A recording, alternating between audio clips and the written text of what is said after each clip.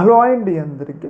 రీసెంట్గా ఇజ్రాయెల్ దేశానికి వ్యతిరేకంగా ముస్లిం కంట్రీలన్నీ కూడా ఏకం కావడం జరిగింది. ఇక్కడ మీరు చూసుకున్నట్లయితే అరబ్ దేశాధినేతలు అలాగే ముస్లిం కంట్రీలన్నీ కూడా ఒక వ్యవస్థ ఏర్పరచుకున్నాయి. ఆ వ్యవస్థ పేరు వచ్చేసి ఆర్గనైజేషన్ ఆఫ్ ఇస్లామిక్ కోఆపరేషన్ అని చెప్పేసి 57 ముస్లిం సభ్య దేశాలు దీంట్లో సభ్యులుగా ఉంటాయి. వీళ్ళందరూ కూడా రీసెంట్గా ఇజ్రాయెల్కి వ్యతిరేకంగా ఒక సమావేశాన్ని అయితే ఏర్పరచడం జరిగింది. అయితే ఎందుకు ఉన్నట్టుండి వీళ్ళు ఇజ్రాయెల్కి వ్యతిరేకంగా ఈ సమావేశాన్ని ఏర్పరిచారు అంటే, రీసెంట్గా ఇజ్రాయెల్ చేసిన ఒక పని. ఆ పని ఏంటి అంటే, ఒక ముస్లిం దేశమైన ఖతార్ దేశం మీద దాడి చేసి ఖతార్ దేశ సార్వభౌమత్వాన్ని ఉల్లంఘించింది. ఒక రకంగా ఏంటి అంటే, ఈ దాడితో ముస్లిం దేశాలన్నీ కూడా భయంలో పడ్డాయి అనమాట. ఎందుకంటే ఖతార్ ప్రపంచంలో ఒక గుర్తింపు కలిగిన దేశం, దానికి అమెరికా సపోర్ట్ కూడా ఉంది.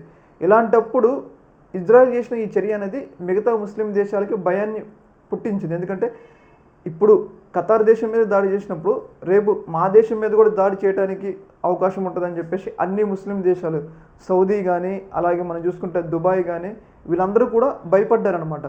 అందుకోసం అని చెప్పేసి వీళ్ళందరూ కూడా ఇజ్రాయెల్ని ఎలా అయినా కట్టడి చేయాలి, ఇజ్రాయెల్ని ఇలా వదిలేస్తే రేపు తమ భవిష్యత్తుకి మనుగడ తప్పదు అని చెప్పేసి భావించి వీళ్ళందరూ కూడా అయితే 57 ముస్లిం దేశాలు అలాగే అరబ్ కంట్రీస్ ఖతార్ రాజధాని దోహాలో మీట్ అవుతున్నారన్నమాట. మీట్ అయ్యి ఇజ్రాయెల్ మీద మరి ఏమైనా ఆర్థిక ఆంక్షలు కానీ లేకపోతే ఏమైనా వైమానిక దాడులు లాంటివి ఏమైనా ప్లాన్ చేస్తారని అయితే మనం వేసి చూడాలి.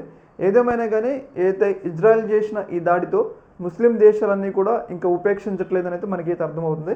ఎలా అయినా ఇజ్రాయెల్ని కట్టడి చేయాలి, లేకపోతే భవిష్యత్తులో తమ మనుగడకు ముప్పు వస్తుందని చెప్పేసి ఆ కంట్రీలు భావించినాయి అనమాట. చూడాలి మరి ఈ దేశాలన్నీ కూడా ఇజ్రాయెల్కి వ్యతిరేకంగా ఎలాంటి చర్యలు తీసుకుంటాయి అనేది. ఈ యొక్క అంశంలో మీ యొక్క అభిప్రాయాన్ని కామెంట్ సెక్షన్లో తెలియజేయండి. ఓకే మరి.